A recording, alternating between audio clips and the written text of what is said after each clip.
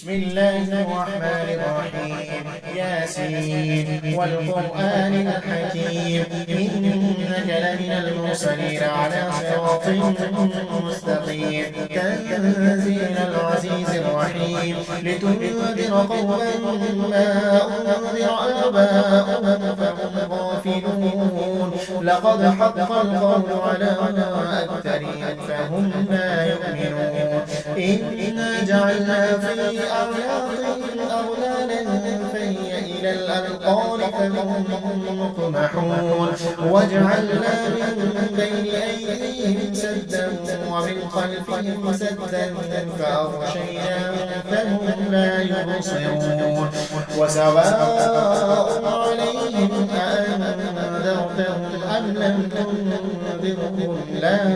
يؤمنون إنما تنذر من اتبع الذكر وخشي الرحمن بالغيب